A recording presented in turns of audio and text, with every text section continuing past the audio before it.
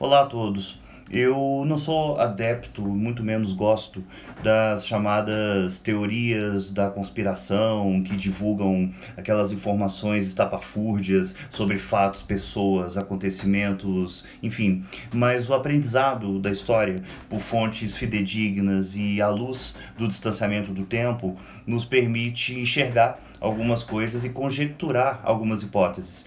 Na verdade, são enredos quase que cinematográficos, mas que necessitam de algum comentário, sobretudo nos dias de hoje. Vamos lá, gente. Primeiro tópico que eu quero que vocês façam interligação. Primeiro tópico, a Rota da Seda. A Rota da Seda foi um enorme conjunto de estradas e de caminhos, inclusive fluviais, interligados através da Ásia, que eram utilizados principalmente no comércio entre o Oriente, a China no caso, e a Europa.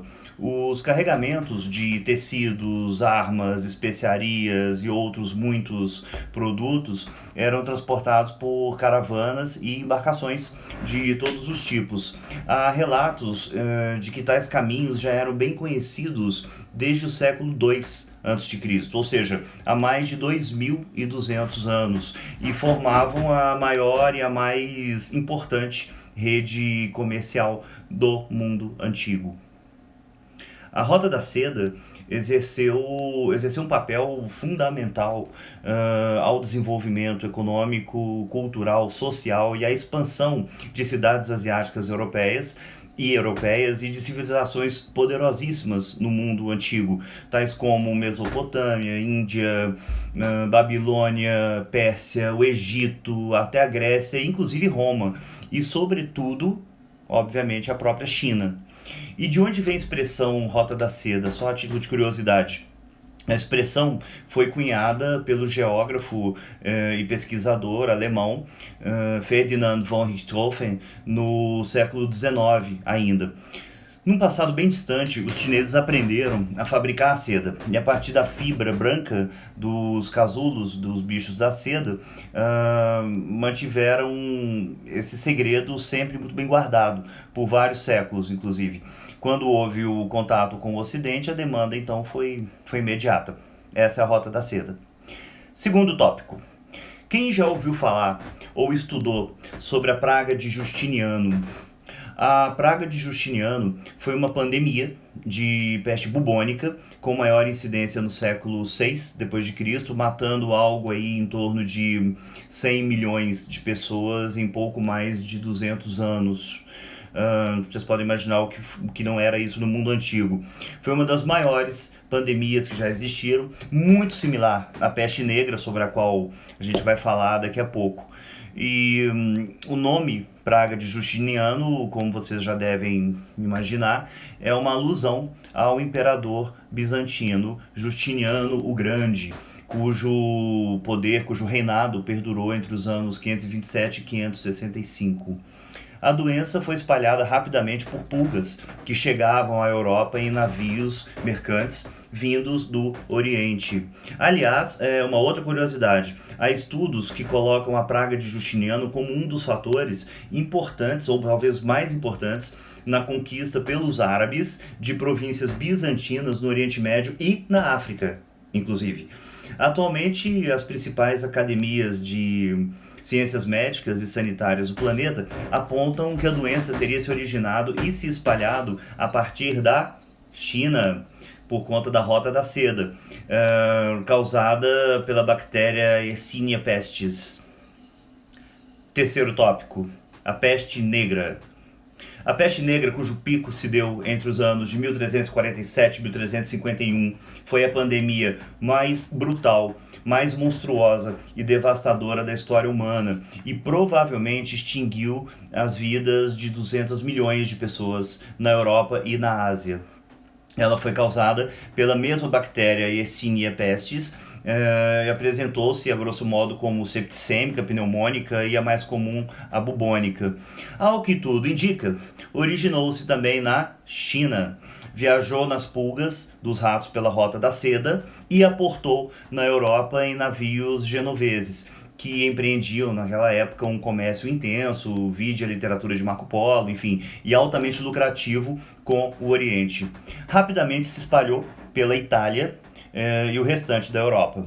Não existe uma única grande cidade do século XIV que não tenha sido duramente castigada, duramente atingida. De Paris a Meca, de Bagdá a Londres, o que mudou profundamente o planeta em todos os sentidos. Quarto tópico, a gripe espanhola ou a gripe de 1918 foi a primeira pandemia causada pelo vírus influenza H1N1. A segunda pandemia do influenza, bem mais leve inclusive, nós todos lembramos, foi bem recente, agora em 2009. Felizmente sem grandes perdas humanas. Entre os meses de janeiro de 1918 a dezembro de 1920, a gripe espanhola infectou 500 milhões de pessoas, equivalente a 1/4 da população mundial daquela época. Vocês podem imaginar o que é isso, em todos os continentes, inclusive a América. Aliás, até um presidente eleito nosso, Rodrigues Alves, faleceu antes de tomar posse em seu segundo mandato, vitimado pela gripe espanhola. Foram possivelmente 100 milhões de mortos em todo o mundo. Situação econômica e sanitária precárias em vários países, bem como a própria Primeira Grande Guerra, que, como todos sabemos, foi uma guerra de trincheiras, metro a metro, homem a homem, lamentavelmente ajudaram a disseminar o vírus influenza. Muita gente não sabe, mas a gripe espanhola não surgiu na Espanha. O nome que se deu, na verdade, deriva-se do fato de que a imprensa ibérica foi basicamente a primeira a divulgar a existência da doença e as suas possíveis e graves consequências em âmbito global.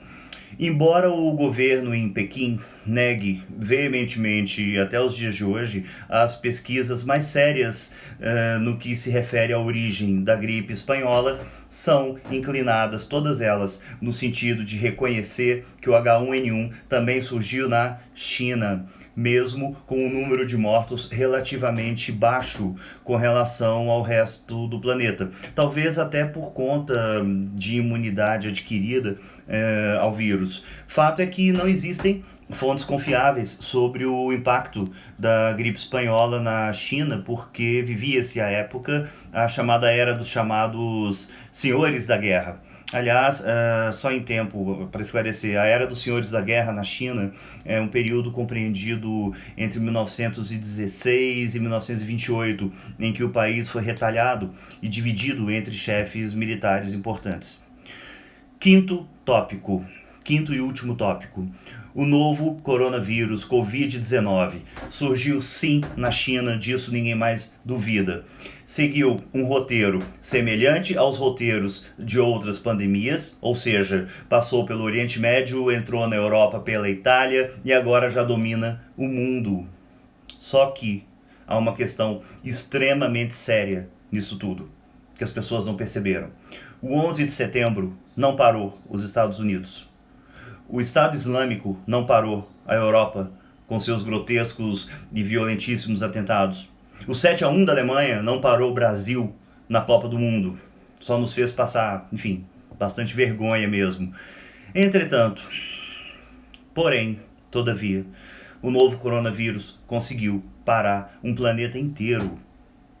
E a China, onde tudo começou, já registra hoje um decréscimo significativo no número de contaminados e de óbitos. E certamente não sofrerá as consequências maiores do desemprego e do desalento, como vários outros países do mundo já estão sofrendo. Sobretudo por ser uma economia que a cada ano cresce, em média, inigualáveis 10%, e que deverá dobrar de tamanho e de força nos próximos 10 anos. Vocês não têm ideia do que é isso, em termos de dinheiro. Não adentrarei no mérito de algumas questões que estão ainda sendo investigadas, tais como a origem do novo coronavírus em laboratórios chineses de Wuhan, ou a manipulação dos preços de produtos importados, especialmente exportados pela China. Quando alguém perde, há sempre alguém ganhando de alguma forma. A economia e o mercado funcionam dessa forma.